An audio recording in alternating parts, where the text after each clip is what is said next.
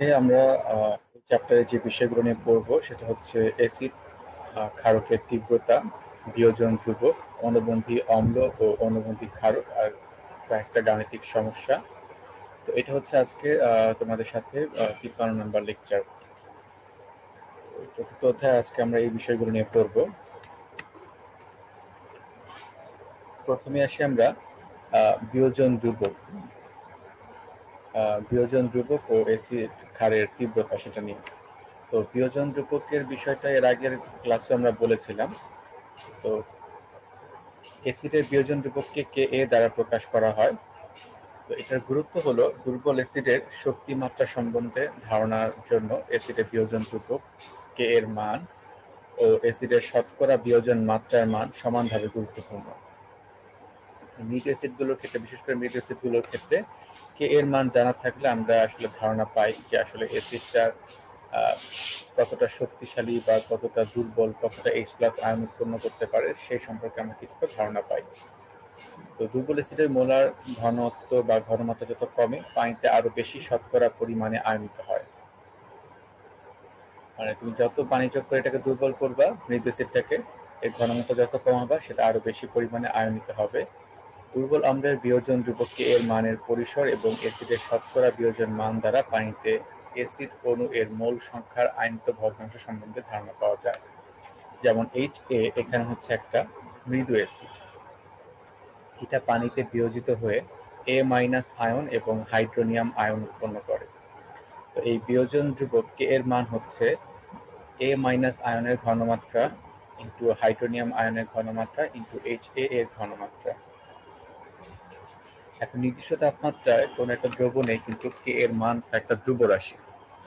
এখন সেটাকে যদি আমি আরো বেশি ঘনমাত্রা কমিয়ে ফেলি, মানে পানি যোগ করে ঘনমাত্রাকে আরো কমিয়ে ফেলি, তখন এই K এর মানটা ঠিক রাখার জন্য এই Ha অ্যাসিডটা কিন্তু আরো বিয়োজিত হবে, বিয়োজিত হয়ে A- আয়ন এবং হাইড্রোনিয়াম আয়ন উৎপন্ন করবে। ফলে তোমার K এর মানের যে অনুপাত সেটা কিন্তু ঠিক থাকবে। তো এক্ষেত্রে দুর্বল অ্যাসিডের মধ্যে তুলনামূলক যাদের K এর মান উচ্চ, যেমন 10⁻² এর মতো, তাদের বেলায় 1 মোলার অ্যাসিড দ্রবণে প্রায় 10% Ha অণু আয়নিত হয়। তার মানে ওই অ্যাসিডটার 10% বিয়োজিত হয়। যেমন ক্লোরাস অ্যাসিডের তোমার 1 মোলার দ্রবণের K এর মান 1.1 × 10⁻²। তখন এর 1 মোলার এই ক্লোরাস অ্যাসিডের অ্যাসিড পানিতে তোমার 10% বিয়োজিত হয়। তারপর দুর্বল অ্যাসিডের মধ্যে যাদের K এর মান তুলনামূলকভাবে মধ্যম মানের, যেমন 10⁻5 এর মতো, তাদের 1 মোলার অ্যাসিডের দ্রবণের প্রায় 0.3% আয়নিত হয়। যেমন অ্যাসিটিক অ্যাসিড একটা দুর্বল অ্যাসিড, তবে এটা মধ্যম মানের, দুর্বল অ্যাসিডগুলোর মধ্যে মধ্যম মানের। তো তার K এর মান হচ্ছে 1.8 × 10⁻5, তখন এটার 1 মোলার দ্রবণে প্রায় 0.42% আয়নিত হয়। আর যেগুলো দুর্বল অ্যাসিডগুলোর মধ্যে তুলনামূলকভাবে নিম্নমানের Ka মান বিশিষ্ট, যেমন 10⁻10 মানের মতো, তাদের ক্ষেত্রে তাদের 1 মোলার দ্রবণের প্রায় 0.001% বিয়োজিত হয়। যেমন হাইড্রোজেন সায়ানাইড বা হাইড্রোসায়ানিক অ্যাসিড, যেটা এটার Ka এর মান কিন্তু অনেক ছোট, 6.2 × 10⁻10, খুবই মৃদু অ্যাসিড। তাই এটা 1 মোলার দ্রবণে এটা প্রায় 0.0025% আয়নিত হয়। তাহলে এই মৃদু অ্যাসিডগুলোর যদি K এর মান আমাদের মোটামুটি জানা থাকে, তাহলে আমরা একটা আনুমানিক ধারণা পাচ্ছি যে এটা জলীয় দ্রবণে কত পার্সেন্ট আয়নিত হতে পারে বা কত পার্সেন্ট বিয়োজিত হতে পারে, এই সম্পর্কে ধারণা পাওয়া যায় K এর মান থেকে। আর এছাড়া নর্মাল ভাবেও আমরা K এর মান থেকে অ্যাসিডের তীব্রতা সম্পর্কে ধারণা পাই। যেমন এখানে চার্টে দেখো, হাইড্রোক্লোরিক অ্যাসিডের K এর মান হচ্ছে 2.5 × 10⁻7, মানটা কিন্তু অনেক বেশি। ফসফরাস অ্যাসিডের ক্ষেত্রে এই মানটা হচ্ছে 3 × 10⁻2। তাহলে এটা কিন্তু একটা মৃদু অ্যাসিড, এর মান দেখেই বোঝা যাচ্ছে। সালফিউরাস অ্যাসিডের ক্ষেত্রেও K এর মানটা ছোট, 1.4 × 10⁻2, এটা আরো মৃদু অ্যাসিড। ফসফরিক অ্যাসিড, এটার কিন্তু তোমার কে এর মান 7.2 ইন্টু 10 ইনভার্স 3, এটা আরো কম। নাইট্রাস অ্যাসিডের 4.5 ইন্টু 10 ইনভার্স 4, হাইড্রোক্লোরিক অ্যাসিডের 6.8 ইন্টু 10 ইনভার্স 4। ঠিক আছে, তো ধীরে ধীরে কে এর মান কমার সাথে সাথে কিন্তু ওই অ্যাসিডের তীব্রতাও কমে যাচ্ছে, কারণ কে এর মান কম মানেই হচ্ছে উৎপন্ন হাইড্রোনিয়াম আয়নের ঘনমাত্রার মানও কম। তারপর আমরা দেখবো অ্যাসিডের শক্তিমাত্রা নির্ভরশীলতা, কোন কোন বিষয়ের উপরে অ্যাসিডের শক্তিমাত্রা নির্ভর করে। প্রথম পয়েন্টটা হলো অ্যাসিডের বিয়োজন ধ্রুবক। একটু আগে আমরা অ্যাসিডের বিয়োজন ধ্রুবক দেখছি কে এ, এই কে এর মানের উপর কিন্তু অ্যাসিডের তীব্রতা নির্ভর করে, কারণ কে এর মান যত বেশি সেই অ্যাসিডটা তত বেশি বিয়োজিত হয়ে হাইড্রোনিয়াম আয়ন উৎপন্ন করে। আর একটা অ্যাসিডের তীব্রতা আসলে নির্ভর করে সেটা বিয়োজিত হয়ে কি পরিমাণ হাইড্রোনিয়াম আয়ন উৎপন্ন করতে পারে তার উপরে। যেমন এখানে প্রথম পয়েন্টেরই ব্যাখ্যা দেওয়া আছে, দেখো অ্যাসিডের কে এর মান যত বেশি ওই অ্যাসিডটা তত বেশি শক্তিশালী। যেমন হাইড্রোক্লোরিক অ্যাসিড, তারপরে হাইড্রোব্রোমিক অ্যাসিড, তারপর hydro iodic, nitric acid, sulphuric acid প্রভৃতি এসব অ্যাসিডের জলীয় দ্রবণে প্রায় 100%, মানে 99 থেকে 100% বিয়োজিত হয়। এদের তীব্র অ্যাসিড বলা হয় এবং এদের কে এর মান খুব বেশি।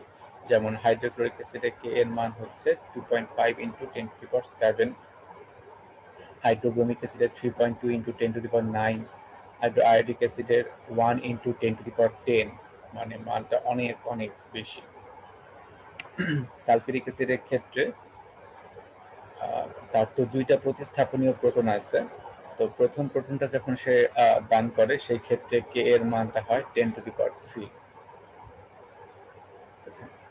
তো এভাবে আমরা অ্যাসিডের বিয়োজন ধ্রুবক থেকে তার তীব্রতাটা যাচাই করতে পারি। দ্বিতীয় পয়েন্ট হচ্ছে হাইড্রো অ্যাসিডের ঋণাত্মক আয়নের আকারের উপরে। 3 নম্বর পয়েন্ট হচ্ছে অক্সো অ্যাসিড সমূহের কেন্দ্রীয় পরমাণুর জারণ অবস্থার উপরে।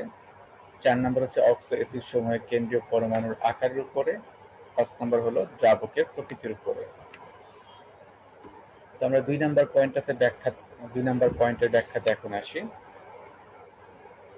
যেমন হাইড্রো অ্যাসিডের ঋণাত্মক আয়নের আকারের উপরে অম্লের অম্লত্ব নির্ভর করে।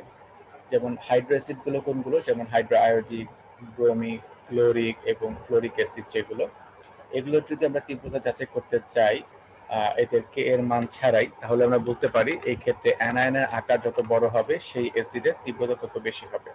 আর হাইড্রো অ্যাসিড গুলো হলো সেই অ্যাসিড গুলো যেখানে অক্সিজেন নাই আর কি। হ্যাঁ, তাহলে হাইড্রো অ্যাসিড গুলোর অম্লত্ব বা অম্লের ধর্মের তীব্রতা নির্ভর করতেছে ঋণাত্মক আয়নের আকারের উপরে। ঋণাত্মক আয়নের আকার যত বড় হবে সেই অ্যাসিডের তীব্রতা তত বেশি হবে। এর ব্যাখ্যাটা হলো এখানে ঋণাত্মক আয়নের আকার যত বড় হয় তার পোলারায়ন করার ক্ষমতা তত বেশি হয়। এটা তোমরা কিন্তু 3rd চ্যাপ্টারে পড়ছো ফাজানের নীতিতে। ফাজানের নীতি ছিল ক্যাটায়নের আকার যত ছোট হয় এবং অ্যানায়নের আকার যত বড় হয় তার পোলারায়ন করার ক্ষমতা তত বেশি হয়। তাহলে এখানে হাইড্রো অ্যাসিড গুলোর ক্ষেত্রে অ্যানায়নের আকার যত বড় হবে তার পোলারায়ন করার ক্ষমতা তত বেশি হবে, আর পোলারায়ন যত বেশি হয় তার সমযোজী বৈশিষ্ট্য কিন্তু তত বেশি হয়, আর সমযোজী বন্ধনগুলো কি হয়, দুর্বল হয়। তো এখানে পোলারায়ন বেশি হওয়ার কারণে বন্ধনগুলো দুর্বল হয়ে যায়, ফলে সহজেই সে হাইড্রোজেনের সাথে বন্ধন ভেঙে H+ আয়ন দান করতে পারে। আর অ্যাসিডের তীব্রতা কিন্তু ওইটার উপরে নির্ভর করে কে কত দ্রুত হাইড্রোজেন আয়ন বা H+ আয়ন দান করতে পারতেছে। ঠিক আছে, তাহলে এখানে আয়োডাইডের আকার সবচেয়ে বড়, তাই সে সহজে হাইড্রোজেনের সাথে বন্ধন ভেঙে H+ আয়ন দান করতে পারে, কারণ তার পোলারায়ন করার ক্ষমতা বেশি। তারপরে ব্রোমাইড, তারপরে ক্লোরাইড, তারপর হচ্ছে ফ্লোরাইড। ঠিক আছে, এটি হলো হাইড্রো অ্যাসিডের ব্যাখ্যা। কারো যদি এই জায়গায় কোনো প্রশ্ন থাকে জিজ্ঞেস করতে পারো। এটা কিন্তু একটা খুব গুরুত্বপূর্ণ অংশ, এগুলা কিন্তু 6 নম্বরের প্রশ্নে আসে।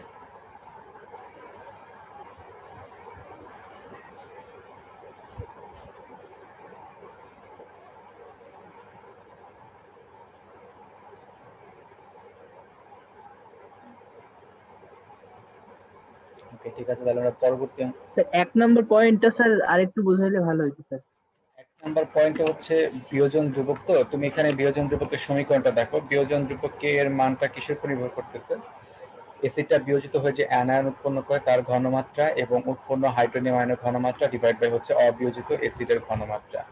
তাহলে একটা অ্যাসিড যদি তীব্র অ্যাসিড হয় সেটা কি সহজেই বিয়োজিত হবে? বিয়োজিত হয়ে সে আরো বেশি H+ আয়ন বা বলতে পারো হাইড্রোনিয়াম আয়ন উৎপন্ন করবে। আর হাইড্রোনিয়াম আয়নের ঘনমাত্রা যত বেশি হবে কে এর মানও কিন্তু তত বেশি হবে। তাহলে কে এর মান থেকে কিন্তু বোঝা যায় সেই অ্যাসিডটা তীব্র অ্যাসিড না মৃদু অ্যাসিড। কারণ কে এর মান যত বেশি ওখান থেকে বোঝা যায় যে অ্যাসিডটা অনেক বেশি পরিমাণে বিয়োজিত হয়ে হাইড্রোনিয়াম আয়ন উৎপন্ন করে। আর হাইড্রোনিয়াম আয়নের ঘনমাত্রা বেশি বলেই কিন্তু কে এর মানটাও বেশি। এটি হচ্ছে মূল কথা। কারণ এখানে যদি অ্যাসিডটা দুর্বল হয়, দুর্বল অ্যাসিডগুলো জলীয় দ্রবণে কি হয়? আংশিক বিয়োজিত হয়। আংশিক বিয়োজিত হলে উৎপন্ন হাইড্রোনিয়াম আয়নের ঘনমাত্রা কম হয়। আর এখানে অবিয়োজিত HA অ্যাসিডের পরিমাণটাও বেশি থাকে। সেই ক্ষেত্রে কে এর মানটা কি হয়? কম হয়। তাহলে অ্যাসিডগুলোর ক্ষেত্রে যদি কে এর মান দেওয়া থাকে তুমি সেই কে এর মান দেখেই বলতে পারবা সেটা তীব্র অ্যাসিড না সেটা মৃদু অ্যাসিড। সাধারণত মৃদু জি অ্যাসিডগুলোর স্যার, বুঝতে এর মান পারছি। 10⁻² বা তার চেয়ে কম হয় মৃদু অ্যাসিডগুলোর ক্ষেত্রে। আর অক্সো অ্যাসিডের ব্যাখ্যাটা এর আগেও আমি দিয়েছিলাম, এখন আবার বলতেছি। অক্সো অ্যাসিডগুলোর ক্ষেত্রে কেন্দ্রীয় পরমাণুর জারণ সংখ্যা যত বেশি হবে সেই অ্যাসিডের তীব্রতা তত বেশি হবে। 3 নাম্বার পয়েন্ট, অক্সো অ্যাসিডের কেন্দ্রীয় পরমাণুর জারণ সংখ্যা যত বেশি সেই অ্যাসিডের তীব্রতা তত বেশি। এখানে অক্সো অ্যাসিড বলতে কিন্তু যে অ্যাসিডগুলোতে অক্সিজেন আছে সেগুলোকে বোঝায়। যেমন এখানে 4টা অক্সো অ্যাসিড দেওয়া আছে, একটা হচ্ছে পারক্লোরিক অ্যাসিড, একটা হচ্ছে সালফিউরিক অ্যাসিড, একটা হচ্ছে নাইট্রিক অ্যাসিড, আর একটা হচ্ছে সালফিউরাস অ্যাসিড। এই অ্যাসিডগুলোর মধ্যে আমি যদি প্রত্যেকটা কেন্দ্রীয় পরমাণুর জারণ সংখ্যাটা বের করি, যেমন পারক্লোরিক অ্যাসিডে ক্লোরিনের জারণ সংখ্যা হচ্ছে +7, এটা হচ্ছে কেন্দ্রীয় পরমাণু। সালফিউরিক অ্যাসিডে সালফার হচ্ছে +6, নাইট্রিক অ্যাসিডে নাইট্রোজেন হচ্ছে +5, আর সালফিউরাস অ্যাসিডে কেন্দ্রীয় পরমাণু সালফার হচ্ছে +4। তো যেহেতু এখানে পারক্লোরিক অ্যাসিডের কেন্দ্রীয় পরমাণু জারণ সংখ্যা সবচেয়ে বেশি, তাই এর তীব্রতা তত বেশি, সবচেয়ে বেশি। তারপর সালফিউরিক অ্যাসিড, তারপর নাইট্রিক অ্যাসিড এবং তারপরে সালফিউরাস অ্যাসিড। এবং এটা ব্যাখ্যা তোমাদের দিয়েছিলাম ওই দিন চিত্র এঁকে। যেমন এখানে আমি যদি পারক্লোরিক অ্যাসিডের একটু গঠনটা দেখি, এরকম একটা গঠন এখানে পাওয়া যাবে।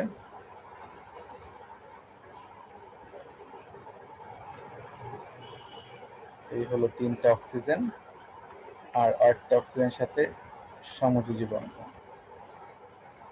অ্যাসিডের তীব্রতা নির্ভর করে সে কত দ্রুত H+ আয়ন দান করতে পারে। এখানে আমাদের পারক্লোরিক অ্যাসিডের কেন্দ্রীয় পরমাণু ক্লোরিনের জারণ সংখ্যা কিন্তু +7, তাহলে তার কাছে কিন্তু তোমার ইলেকট্রনের ঘাটতিটা অনেক বেশি।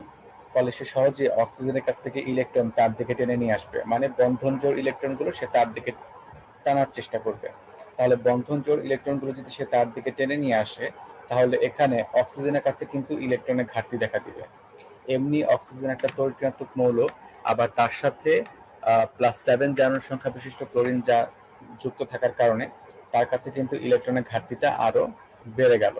এবং তার কাছে ইলেকট্রনের ঘাটতি বেড়ে যাওয়ার কারণে সে সহজেই এই হাইড্রোজেনের সাথে বন্ধন ভেঙে H+ আয়ন দান করবে।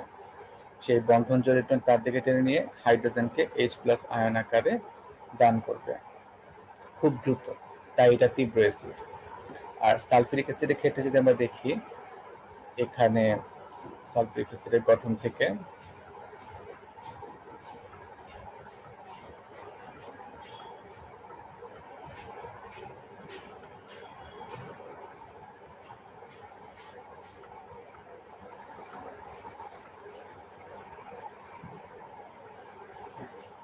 তো সালফিউরিক অ্যাসিডের ক্ষেত্রে কেন্দ্রীয় পরমাণু সালফারের জারণ সংখ্যা হচ্ছে 6। তাহলে এখানে জারণ সংখ্যা 6 হওয়ার কারণে সে বন্ধন জোড় ইলেকট্রন তার দিকে টানার ক্ষমতা কিন্তু ক্লোরিন থেকে কম। এখানে বন্ধন জোড় ইলেকট্রনগুলো তার নিজের দিকে টানার ক্ষমতা কিন্তু ক্লোরিন থেকে কম, যেহেতু তার জারণ সংখ্যার মান কম, ধনাত্মক চার্জের সংখ্যা কম। তো ইলেকট্রন তার দিকে টানার ক্ষমতা কম হওয়ার কারণে এখানে কিন্তু অক্সিজেনের ইলেকট্রন ঘাটতি একটু কম দেখা দিবে। পারক্লোরিকের থেকেও এখানে অক্সিজেনের ইলেকট্রন ঘাটতিটা একটু কম দেখা দিবে। তাই এখানে অক্সিজেনের বন্ধন জোড় ইলেকট্রন তার দিকে টেনে নিয়ে হাইড্রোজেনকে H+ আয়ন হিসেবে ত্যাগ করার ক্ষমতাটাও একটু কমে যাবে। তাই সালফিউরিক অ্যাসিডের তীব্রতাটা পারক্লোরিক অ্যাসিড থেকে কম।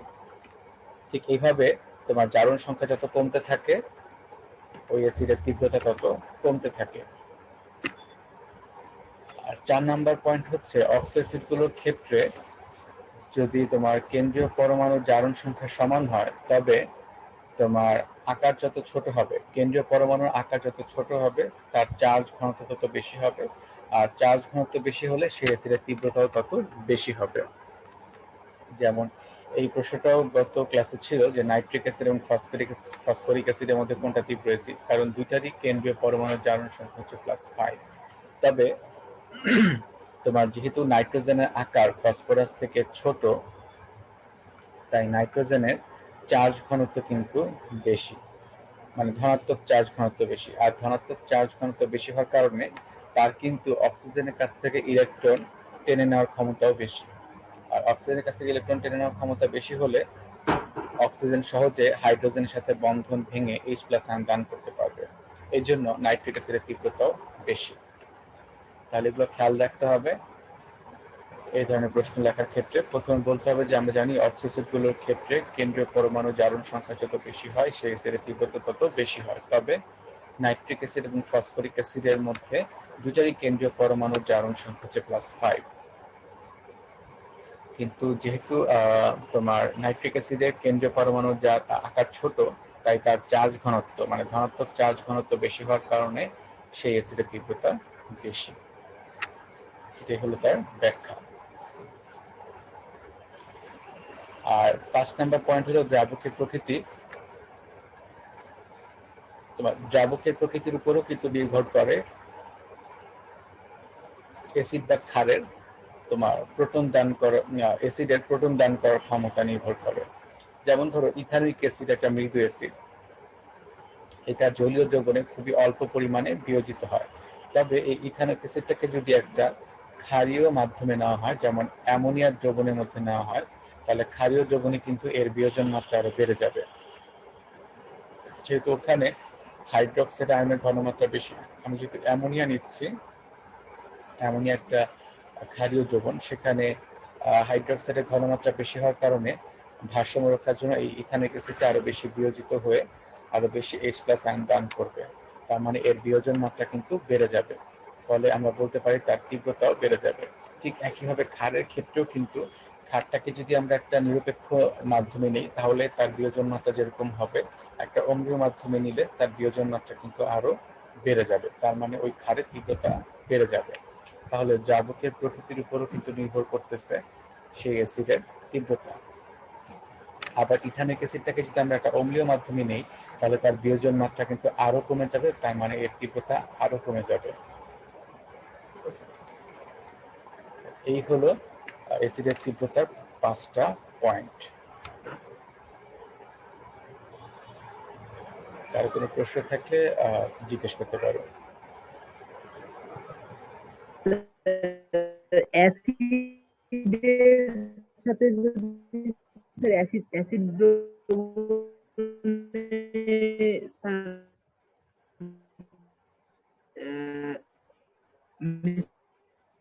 মিশ্রণ করা হয় তখন স্যার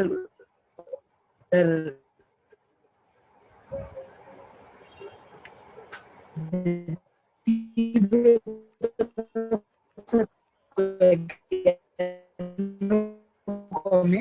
আচ্ছা, তুমি একটু কষ্ট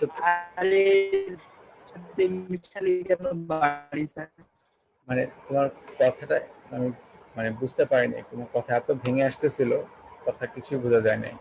তুমি কি আরেকবার বলবা তোমার প্রশ্নটা কি ছিল?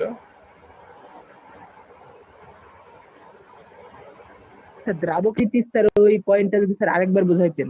আচ্ছা, দ্রাবকের প্রকৃতির পয়েন্টটা আবার বুঝাচ্ছি। হ্যাঁ, ওকে। এখানে ধরো একটা নিউট্রাল দ্রবণ নিলাম, আমরা পানিতে ইথানিক অ্যাসিডের দ্রাব্যতা কত, তো সেটা আমরা নর্মালি দেখছি যে পানিতে ইথানিক অ্যাসিড আংশিক বিয়োজিত হয়, কারণ এটা মৃদু অ্যাসিড, এটা জলীয় দ্রবণে আংশিক বিয়োজিত হয় এবং এটার বিয়োজন মাত্রা হচ্ছে ধরো 0.42% বিয়োজিত হয়।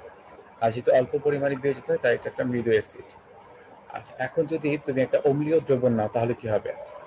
এখন অম্লীয় দ্রবণে কিন্তু আগে থেকে H+ আয়ন আছে, আবার ইথানিক অ্যাসিড বিয়োজিত হয়েও কিন্তু H প্লাস আয়ন উৎপন্ন করে, তাহলে এখানে একটা সমায়ন প্রভাব চলে আসবে। আর সেই সমায়ন প্রভাবের কারণে কিন্তু এই ইথানিক অ্যাসিড যেহেতু একটা মৃদু তড়িৎ বিশ্লেষ্য পদার্থ, তাই এর বিয়োজন মাত্রা আরো হ্রাস পাবে। আর এই বিয়োজন মাত্রা হ্রাস পাওয়া মানে হচ্ছে তার তীব্রতা কমে যাওয়া, কারণ একটা অ্যাসিড যত বেশি বিয়োজিত হবে সেই অ্যাসিডের তীব্রতা তত বেশি হবে।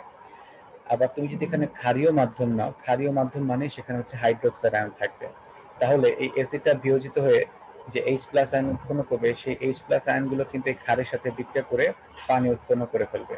তাহলে দ্রবণে কিন্তু H প্লাস আয়নের ঘাটতি দেখা দিবে, তখন এই মৃদু অ্যাসিডটা আবার বিয়োজিত হবে।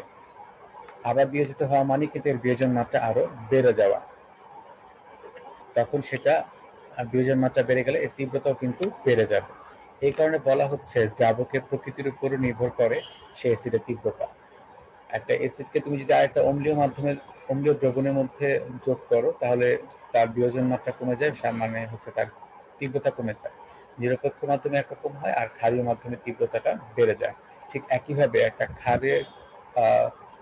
ক্ষারকে তুমি যদি নিরপেক্ষ মাধ্যমে দাও, তাহলে তার যে তীব্রতা হবে, আর একটা ক্ষারীয় মাধ্যমে যদি সেই ক্ষারটাকে যোগ করো, তাহলে তার তীব্রতা আরো কমে যাবে। আর যদি অম্লীয় দ্রবণের মধ্যে যোগ করো, তাহলে সেই ক্ষারের তীব্রতা বেড়ে যাবে, কারণ তার বিয়োজন মাত্রা বেড়ে যাচ্ছে।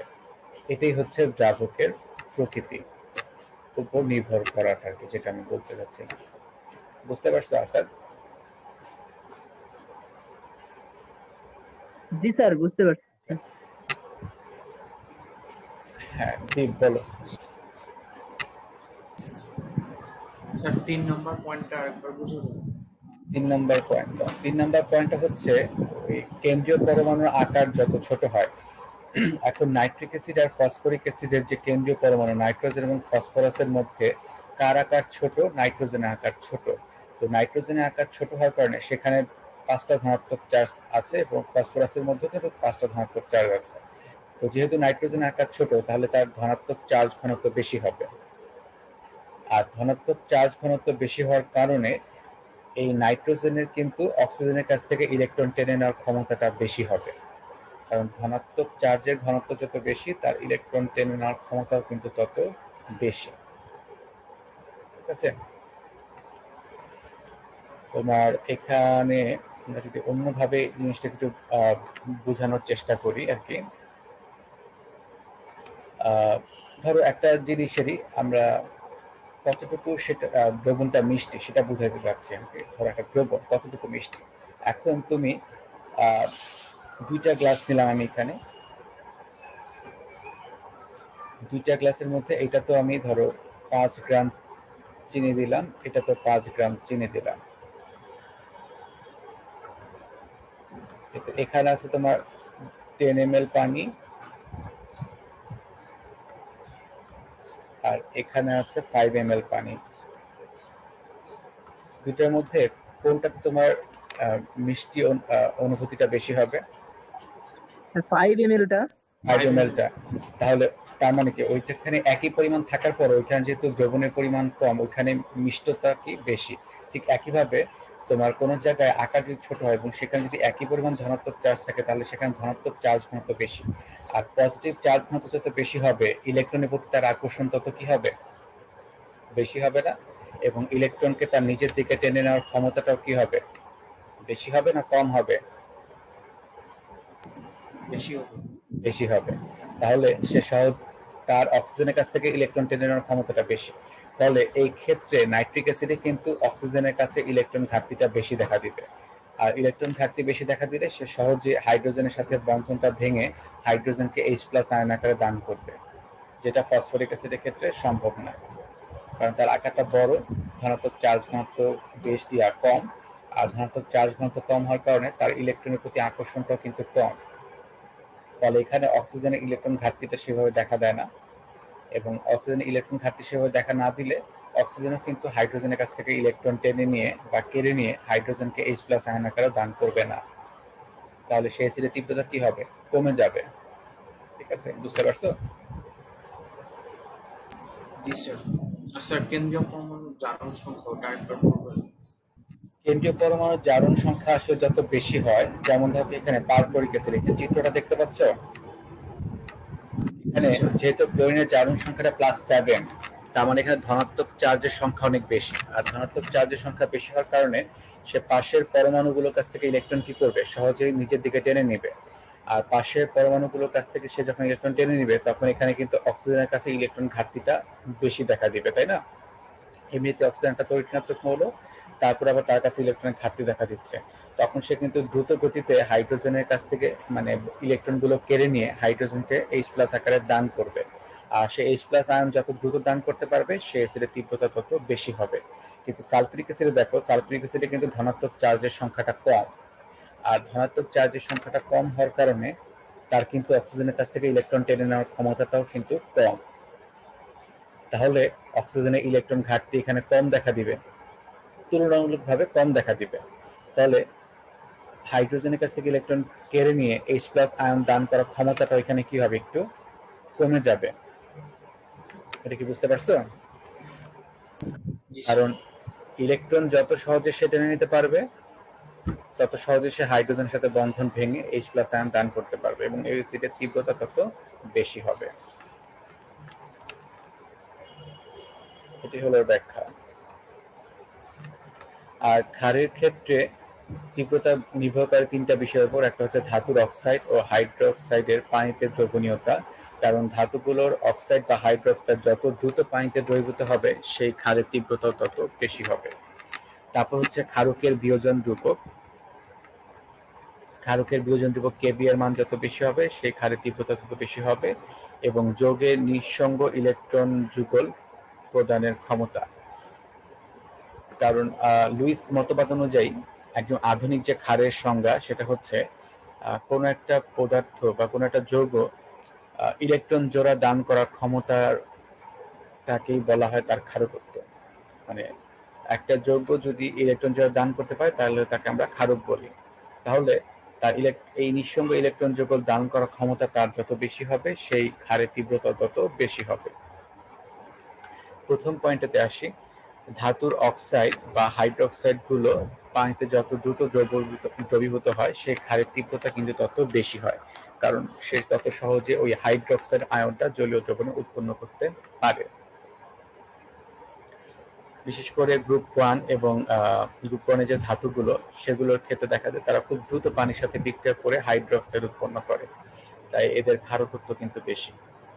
আর গ্রুপ 2 এর ক্ষেত্রে দেখা যায় যে কিছু কিছুগুলো বিশেষ করে ক্যালসিয়াম, স্ট্রনশিয়াম, বেরিয়াম এগুলো আবার খুব সহজে পানিতে দ্রবীভূত হয়ে হাইড্রোক্সাইড বা অক্সাইড উৎপন্ন করে, যেগুলো আবার আয়নিত অবস্থায় থাকে, জলীয় দ্রবণে হাইড্রোক্সাইড আয়ন উৎপন্ন করে, তাই এদের ক্ষারকত্বও বেশি। তার মানে ধাতুর অক্সাইড বা হাইড্রোক্সাইড গুলো জলীয় দ্রবণে যত দ্রুত দ্রবীভূত হবে তত বেশি দ্রুত তারা হাইড্রোক্সাইড আয়ন উৎপন্ন করতে পারবে, আর হাইড্রোক্সাইড আয়ন যত দ্রুত উৎপন্ন করতে পারবে সেই ক্ষারের তীব্রতা তত বেশি হবে।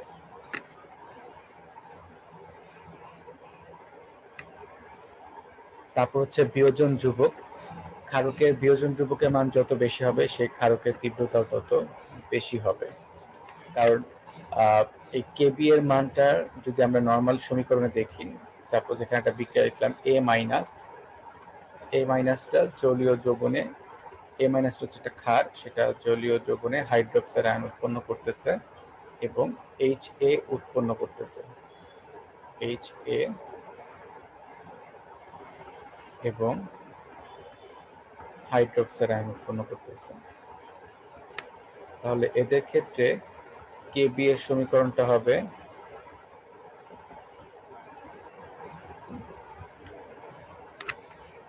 উপরে হবে Ha এর ঘনমাত্রা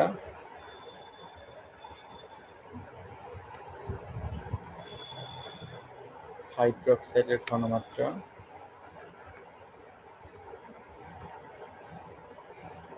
এবং A মাইনাস আয়নের ঘনমাত্রা। তো ক্ষারকের ক্ষেত্রে এই হাইড্রোক্সাইডের ঘনমাত্রা যত বেশি হবে, পানির সাথে জলীয় দ্রবণে যত বেশি হাইড্রোক্সাইড আয়ন উৎপন্ন করতে পারবে তার Kb এর মান তত বেশি হবে। তাহলে এই Kb এর মান থেকে কিন্তু আমরা যাচাই করতে পারি সেই ক্ষারকের তীব্রতা কম হবে না বেশি হবে। যেমন সোডিয়াম হাইড্রোক্সাইড, পটাশিয়াম হাইড্রোক্সাইড এগুলো কিন্তু জলীয় দ্রবণে সম্পূর্ণ বিয়োজিত হয় এবং এদের Kb এর মান কিন্তু অনেক বেশি, তাই এই ক্ষারগুলোর তীব্রতাও কিন্তু বেশি। আর নিঃসঙ্গ ইলেকট্রন যুগল যুক্ত যৌগ হচ্ছে অ্যামোনিয়া, তারপরে প্রতিস্থাপনীয় অ্যামোনিয়া যৌগ আছে যেমন অ্যামিন সমূহ, এগুলো কিন্তু দুর্বল ক্ষারক। তো এদের ক্ষারকত্ব নির্ভর করে তাদের নিঃসঙ্গ ইলেকট্রন যুগল দান করার ক্ষমতার উপরে। দান করা বলতে বোঝাচ্ছে এখানে সে কত দ্রুত তার নিঃসঙ্গ ইলেকট্রন যুগল দিয়ে অন্য কোনো আয়নের সাথে সন্নিবেশ বন্ধন গঠন করতে পারে বা অন্য কোনো মূলকের সাথে সন্নিবেশ বন্ধন গঠন করতে পারে। সে যত দ্রুত তার মুক্ত জোড় ইলেকট্রন দিয়ে তোমার সন্নিবেশ বন্ধন গঠন করতে পারবে, সেইটার ক্ষার ধর্ম তত বেশি হবে। এবং এটা হচ্ছে আধুনিক মতবাদ অম্ল ক্ষারকের। এটা লুইস মতবাদ বলা হয়। এখানে হচ্ছে সংজ্ঞা অনুযায়ী যে সকল পদার্থ ইলেকট্রন যুগল গ্রহণ করতে পারে তাদেরকে বলা হয় অ্যাসিড, আর যারা ইলেকট্রন যুগল দান করতে পারে তাদেরকে বলা হয় ক্ষারক। তাহলে এদের এই ইলেকট্রন যুগল দান করার ক্ষমতার উপর নির্ভর করতেছে তার ক্ষার ধর্ম। তবে এগুলো সাধারণত সবগুলোই মৃদু ক্ষার হয়ে থাকে।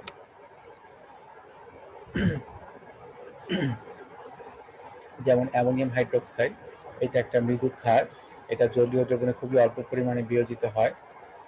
তো এদের কেবি এর মানও দেওয়া আছে, যেমন অ্যামোনিয়াম হাইড্রোক্সাইডের কেবি এর মান হচ্ছে 1.79 × 10⁻⁵। তারপর হচ্ছে হাইড্রোক্সিল্যামিন, তার হচ্ছে 1.07 × 10⁻⁸। তারপর হচ্ছে হাইড্রাজিন, এটা হচ্ছে 1.7 × 10⁻⁶। এটা হচ্ছে তাদের কেবি এর মান। মানে বোঝা যাচ্ছে কেবি এর মান যত ছোট সেই ক্ষারের তীব্রতা তত কম। তারপর হচ্ছে অনুবন্ধী অম্ল ক্ষারক। এইটা আসছে হচ্ছে ব্রনস্টেড-লাউরির মতবাদ অনুযায়ী, এটাকে প্রোটনীয় মতবাদ বলা হয়। তো ব্রনস্টেড-লাউরির মতবাদ অনুযায়ী যে সকল পদার্থ H+ আয়ন দান করতে পারে তাদেরকে অম্ল বলে, আর যে সকল পদার্থ H+ আয়ন গ্রহণ করতে পারে তাদেরকে ক্ষারক বলে। আর H+ আয়ন বলতে কিন্তু আসলে প্রোটন বোঝায়। H+ আয়ন বলতে কিন্তু প্রোটনকে বোঝায়। তো সেখান থেকে অনুবন্ধী অম্ল ক্ষারকের সংজ্ঞাটা আসছে। যেমন দেখো এখানে হাইড্রোক্লোরিক অ্যাসিড একটা অ্যাসিড, সেটা কিভাবে বোঝা গেল? সে জলীয় দ্রবণে একটা H+ আয়ন দান করলো, H+ আয়ন দান করে সে ক্লোরাইডে পরিণত হয়ে গেল, তাই সে হচ্ছে অ্যাসিড। আর এখানে এই পানিটা ওই H+ আয়নটাকে গ্রহণ করে হাইড্রোনিয়াম আয়নে পরিণত হয়ে গেল, তাই এখানে পানিকে বলা হয় ক্ষারক, কারণ সে একটা প্রোটন গ্রহণ করছে। এখন এই যে হাইড্রোক্লোরিক অ্যাসিডটা, এটা একটা প্রোটন দান করার পর ক্লোরাইড আয়নে পরিণত হয়ে গেছে, তাই না? তাহলে অ্যাসিড একটা প্রোটন দান করার পর যে আয়নে পরিণত হয় তাকে বলা হয় ওই অ্যাসিডের অনুবন্ধী ক্ষারক। অ্যাসিড একটা প্রোটন দান করার পর যে আয়নে পরিণত হয় তাকে বলা হয় ওই অ্যাসিডের অনুবন্ধী ক্ষারক। তাহলে ক্লোরাইডটা হলো সেই অ্যাসিডের অনুবন্ধী ক্ষারক। আর যেহেতু হাইড্রোক্লোরিক অ্যাসিড একটা তীব্র অ্যাসিড, তাই তার অনুবন্ধী ক্ষারক হবে মৃদু। আর যদি অ্যাসিডটা মৃদু হয় তাহলে তার অনুবন্ধী ক্ষারক হবে তীব্র। কারণ হচ্ছে হাইড্রোক্লোরিক অ্যাসিড তীব্র অ্যাসিড বলেই সে H+ আয়ন দান করে ক্লোরাইড আয়নে পরিণত হয়ে গেছে, এবং ক্লোরাইড আয়নটা যথেষ্ট স্থিতিশীল। যদি স্থিতিশীল না হতো তাহলে সে কিন্তু আবার H+ এর সাথে বিক্রিয়া করে হাইড্রোক্লোরিক অ্যাসিডে পরিণত হয়ে যেত। যেহেতু সে স্থিতিশীল, তাহলে সে কিন্তু আর সহজে প্রোটন গ্রহণ করতে চাবে না। যেহেতু সে আর প্রোটন গ্রহণ করতে চায় না সহজে, তাই সেটা হচ্ছে মৃদু ক্ষারক। আর অনুবন্ধী অম্লের সংজ্ঞা তাহলে আমরা ঠিক এভাবে দিতে পারি, যেমন ইথানিক অ্যাসিড জলীয় দ্রবণে বিয়োজিত হয়ে ইথানয়েড আয়ন এবং হাইড্রোনিয়াম আয়নে পরিণত হয়ে গেছে। এখানে এই পানির অণুটা একটা H+ আয়ন গ্রহণ করে হাইড্রোনিয়াম আয়নে পরিণত হয়ে গেছে। যেহেতু সে একটা প্রোটন গ্রহণ করছে, তাই সে হচ্ছে ক্ষারক। এই ক্ষারকটা একটা প্রোটন গ্রহণ করার পর যে আয়নে পরিণত হয় তাকে বলা হয় ওই ক্ষারকের অনুবন্ধী অ্যাসিড। একটা ক্ষারক প্রোটন গ্রহণ করার পর যে আয়নে পরিণত হয় তাকে বলা হয় ওই অ্যাসিডের, ওই ক্ষারকের অনুবন্ধী অম্ল। আর এখানে যেহেতু পানি একটা মৃদু ক্ষারক, মৃদু অম্ল বা মৃদু ক্ষারক দুটাই, তাহলে তার যে অনুবন্ধী অ্যাসিডটা হবে সেটা কিন্তু তীব্র হবে। এই হলো এর ব্যাখ্যা। আমরা অন্য একটা বিক্রিয়া দিয়ে ওইটা ব্যাখ্যা করতে পারি, যেমন ধরো হাইড্রোক্লোরিক অ্যাসিডের সাথে আমরা অ্যামোনিয়ার বিক্রিয়া দিলাম। অ্যামোনিয়া হচ্ছে একটা মৃদু ক্ষার, হাইড্রোক্লোরিক অ্যাসিড তীব্র অ্যাসিড। বিক্রিয়া এখান থেকে অ্যামোনিয়াম আয়নে পরিণত হলো। হাইড্রোক্লোরিক অ্যাসিড একটা প্রোটন দান করলো, সেই প্রোটনটা অ্যামোনিয়া গ্রহণ করে অ্যামোনিয়াম আয়নে পরিণত হলো, আর সাথে ক্লোরাইড আয়ন উৎপন্ন হলো। তাহলে যেহেতু হাইড্রোক্লোরিক অ্যাসিড একটা প্রোটন ত্যাগ করলো, ত্যাগ করে ক্লোরাইড আয়নে পরিণত হলো, তাই ক্লোরাইড আয়নটাকে বলা হয় ওই অ্যাসিডের অনুবন্ধী ক্ষারক। আর অ্যামোনিয়া যেহেতু একটা প্রোটন গ্রহণ করলো, গ্রহণ করে অ্যামোনিয়াম আয়নে পরিণত হলো, তাই এই অ্যামোনিয়াম আয়নটাকে বলা হয় ওই ক্ষারকের অনুবন্ধী অ্যাসিড।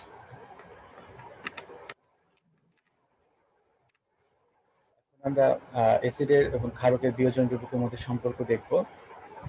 প্রথমে বিক্রিয়াগুলো দেখি, যেমন HAS এটা জলীয় দ্রবণে বিয়োজিত হয়ে A- আয়ন এবং হাইড্রোনিয়াম আয়ন উৎপন্ন করে। আর এখানে A- হচ্ছে একটা মৃদু ক্ষার, এটা জলীয় দ্রবণে বিয়োজিত হয়ে HA এবং হাইড্রক্সাইড আয়ন উৎপন্ন করে। ওভারঅল বিক্রিয়া তাহলে দাঁড়াচ্ছে এখানে 2 মোল পানি বিয়োজিত হয়ে হাইড্রোনিয়াম আয়ন এবং হাইড্রক্সাইড আয়ন উৎপন্ন করতেছে। কারণ এখানে A- কাটাকাটি চলে যায়, HA কাটাকাটি চলে যায়। যাক, আমাদের ওই জিনিসটা দরকার নাই, আমাদের প্রথমে অ্যাসিডের বিক্রিয়াটা দরকার। এই অ্যাসিডের বিক্রিয়া অনুযায়ী আমরা বিয়োজন ধ্রুবকের সমীকরণটা কি লিখতে পারি? অ্যাসিডের বিয়োজন ধ্রুবকের সমীকরণটা হবে হাইড্রোনিয়াম আয়নের ঘনমাত্রা ইন্টু A- আয়নের ঘনমাত্রা ডিভাইড বাই HA এর ঘনমাত্রা। আর যে ক্ষারকের বিক্রিয়াটা ছিল জলীয় দ্রবণে, সেই ক্ষেত্রে আমরা KB এর সমীকরণটা লিখতে পারি HA এর ঘনমাত্রা ইন্টু হাইড্রোক্সাইডের ঘনমাত্রা ডিভাইড বাই A- আয়নের ঘনমাত্রা। এখন এই KA এবং KB এর মধ্যে সম্পর্ক বের করার জন্য আমরা KA ইন্টু KB লিখলাম। KA into KB equal to হয়, এদের সমীকরণের মানগুলো বসাই দিলাম। সেখান থেকে আমরা দেখতে পাচ্ছি HA কাটাকাটি চলে যাচ্ছে, A- কাটাকাটি চলে যাচ্ছে, থাকছে হচ্ছে উপরে হাইড্রোনিয়াম আয়ন এবং হাইড্রোক্সাইড আয়ন। তাহলে KA into KB equal to দাঁড়াচ্ছে হাইড্রোনিয়াম আয়নের ঘনমাত্রা ইন্টু হাইড্রোক্সাইডের ঘনমাত্রা। তো হাইড্রোনিয়াম আয়নের ঘনমাত্রা ইন্টু হাইড্রোক্সাইডের ঘনমাত্রা সমান হচ্ছে KW। এটা সমান হচ্ছে KW। তাহলে KA into KB equal to হচ্ছে KW। এই সমীকরণ উভয় পাশে যদি আমি মাইনাস লগ নিই, তাহলে minus log KA minus log KB equals to minus log KW। তো minus log KA equals to হচ্ছে কিন্তু PKA, minus log KB equals to হচ্ছে PKB, তাহলে প্লাস PKB। আর 25 ডিগ্রি সেলসিয়াস তাপমাত্রায় KW এর মান হচ্ছে 1 ইন্টু 10 ইনভার্স 14, তাহলে minus log 1 into 10 inverse 14 equals to হচ্ছে 14। তাহলে সমীকরণ দাঁড়াচ্ছে PK plus PKB equals to হচ্ছে 14। এই হলো সমীকরণ। এখানে একটা ম্যাথ আছে, টাইম শেষ হলে তোমরা আবার এই লিঙ্কে জয়েন করবা। ম্যাথটা হচ্ছে 25 ডিগ্রি সেলসিয়াস তাপমাত্রায় মৃদু এক ক্ষারকীয় অম্ল HA এর বিয়োজন ধ্রুবকের মান 1.6 × 10⁻⁴ হলে ওই তাপমাত্রায় 0.1 মোলার HA অ্যাসিডের জলীয় দ্রবণে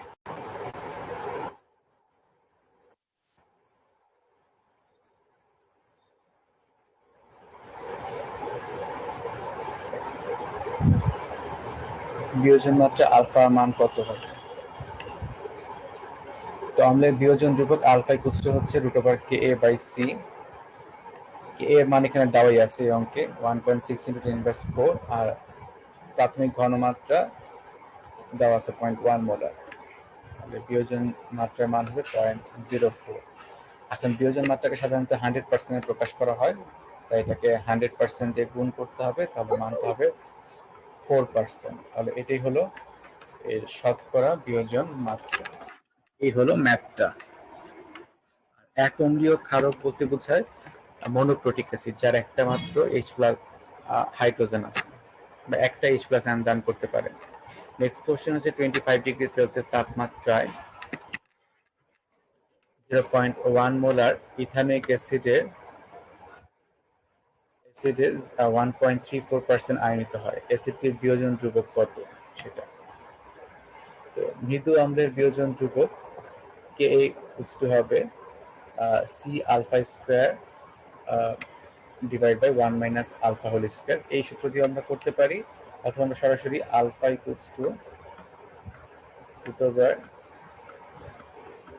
√Ka/C দিয়েও করতে পারি। তাহলে আলফা স্কয়ার হবে কে এ বাই সি, তাহলে কে এ ইকুয়ালস টু হবে